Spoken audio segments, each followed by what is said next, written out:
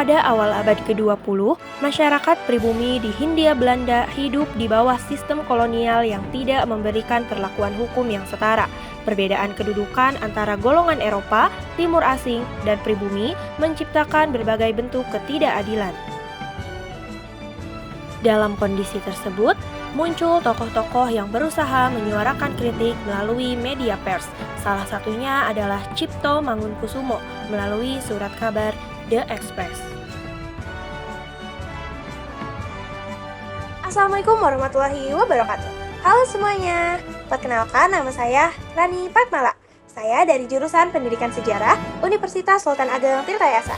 Nah, pada kesempatan kali ini saya akan menjelaskan hasil penelitian saya yang berjudul Ketidakadilan Hukum Kolonial Terhadap Pribumi, Analisis Kritik Cipto Mangunkusumo dalam Surat Kabar The Express tahun 1912 hingga tahun 1913. Penelitian ini berangkat dari 3 pertanyaan utama. Yang pertama, bagaimana Cipto Mangunkusumo menyampaikan kritik terhadap keadilan hukum kolonial? Yang kedua, bagaimana bentuk ketidakadilan tersebut direpresentasikan dalam tulisan-tulisannya? Dan yang ketiga, bagaimana respons pemerintah kolonial terhadap kritik tersebut? Awal abad ke-20 merupakan masa berkembangnya kesadaran nasional di Indonesia. Pemerintah kolonial Belanda menerapkan sistem hukum yang membagi masyarakat berdasarkan kategori rasial. Golongan Eropa memperoleh hak dan perlindungan hukum yang lebih besar dibandingkan dengan masyarakat pribumi. Situasi ini menimbulkan berbagai kritik dari kalangan intelektual. Pers kemudian menjadi media penting untuk menyampaikan gagasan dan membangun opini publik. Dalam konteks tersebut, Cipto Mangunkusumo memanfaatkan surat kabar The Express sebagai sarana untuk mengkritik berbagai ketimpangan yang terjadi dalam masyarakat kolonial. Hasil penelitian menunjukkan bahwa Cipto Mangunkusumo tidak selalu menyampaikan kritik secara langsung kepada pemerintah kolonial.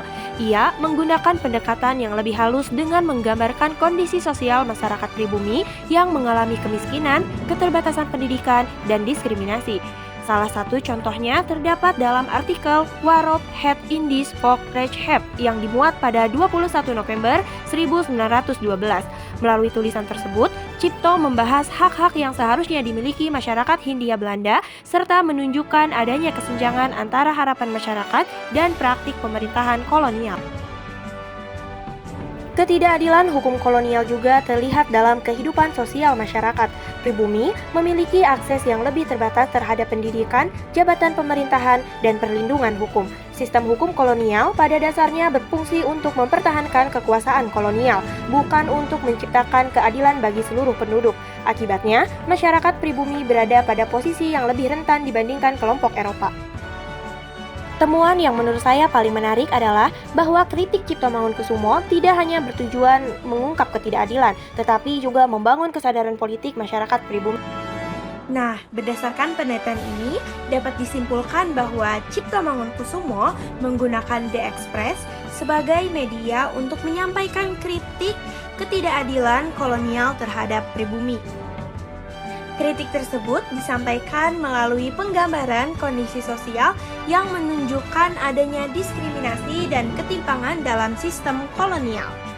Penelitian ini juga memperlihatkan bahwa pers memiliki peran penting dalam membangun kesadaran kritis masyarakat dan mendorong lahirnya nasionalisme Indonesia.